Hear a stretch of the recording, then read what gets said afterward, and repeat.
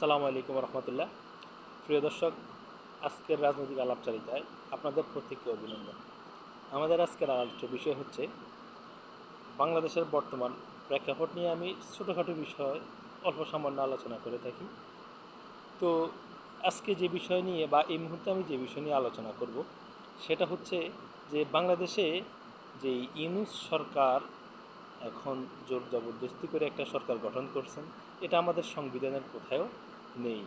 তো আসলে এখন যারা মানে একটা সরকার দাঁড় করালেন উপদেষ্টা পরিষদ বলে, তাদের শুভবুদ্ধির উদয় হতে চলেছে। আর মাননীয় প্রধানমন্ত্রী একটা নির্বাচনী ফর্মুলা দিয়েছেন, নতুন ফর্মুলা। যদিও আওয়ামী লীগের কার্যক্রম স্থগিত করে দিয়েছেন, তারপরেও দেশবাসীর কথা চিন্তা করে আওয়ামী লীগ একটা বিশাল সংগঠন এবং গণমানুষের একটা সংগঠন।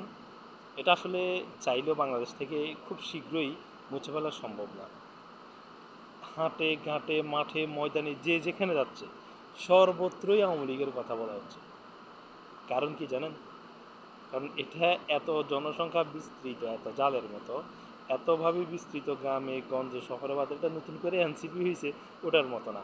আপনি দেখেন, কোনো অকারণস মব নতুবা এই মানে খারাপ কোনো কার্যক্রম ছাড়া এনসিপির কথা কেউ মুখেও নেয় না। আপনি মিডিয়া আওয়ামী লীগের কথা প্রচার করছে না, তারপরেও লক্ষ্য করে দেখুন প্রত্যেকটা জায়গায় জায়গায় প্রত্যেকটা মানুষের মুখে মুখে আওয়ামী লীগ, মুখে মুখে শেখ হাসিনার কথা। আসছে যাচ্ছে চলছে, আজ আসছে কাল আসতেছে চলে আসছে, শুধু এটাই চলতেছে।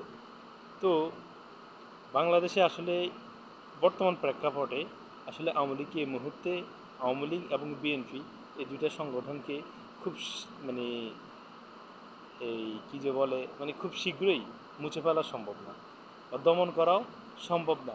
বাংলাদেশের কোনো আইনেই কিন্তু এদেরকে দমন করে রাখা যাবে না। কতজনকে আপনি অ্যারেস্ট করবেন? কতজন মানুষকে আপনি মানুষের নামে মামলা দিবেন? তো আমি আসলে যে বিষয়টা নিয়ে আলোচনা করতে চাচ্ছি সেটা হচ্ছে বর্তমান উনি যেহেতু পদত্যাগ করেন না, ওইসব উনি এখনও দাবি করেন প্রধানমন্ত্রী। তো সেই হিসেবে আমি ওনার দাবি অনুযায়ী বলি যে উনি যেহেতু বিএনপি অনেকগুলো নির্বাচনে অংশগ্রহণ করেন নাই, আমি বলবো এই শেখ হাসিনার এই পর্যায়ে আসার জন্য বিএনপি দায়ী। কারণ গণতান্ত্রিক প্রক্রিয়ায় বিএনপি একটি অনেক বড় দল, সেটা অস্বীকার করা গেছে, তার অনেক জনসমর্থন রয়েছে।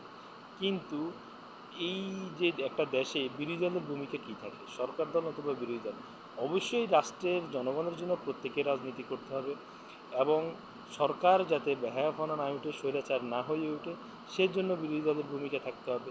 তো আপনারা মাঠে, যদিও আপনার পার্লামেন্টে যান নাই, মাঠের বিরোধী দলেও তো আপনাদের বড় ধরনের কোনো ভূমিকা ছিল না। তো যাক, তো এখন সেই প্রধানমন্ত্রী আওয়ামী লীগের বর্তমান সভানেত্রী, যারা এখনও বিশ্বাস রাখেন সেই শেখ হাসিনার উপরে, সেই নেত্রী একটা নতুন ফর্মুলা দিয়েছেন। সেটা হচ্ছে তত্ত্বাবধায়ক সরকার। ইউনূস সরকার যদিও এই উপদেষ্টা যদিও নির্বাচনের তারিখ ঘোষণা করছেন, কিন্তু তারা দিবেন কি না বা তাদের অধীনে নির্বাচন হবে কি না সেটা নিয়ে সন্দেহ হয়ে গেছে এবং সমালোচনা শুরু হয়ে গেছে। তবে এই উপদেষ্টা পরিষদ বুঝতে পারছেন যে তারা ভালো মানের একটা নির্বাচন উপহার দিতে পারবেন না জাতিকে। তারা খুব শীঘ্রই পদত্যাগ করবেন এবং এই বর্তমান উপদেষ্টামূলক যে সরকারটা রয়েছেন সেটা বিলুপ্তি ঘোষণা করবেন এবং সেটা বিলুপ্তি ঘোষণা করে তারা একটা তত্ত্বাবধায়ক সরকার গঠন করবে।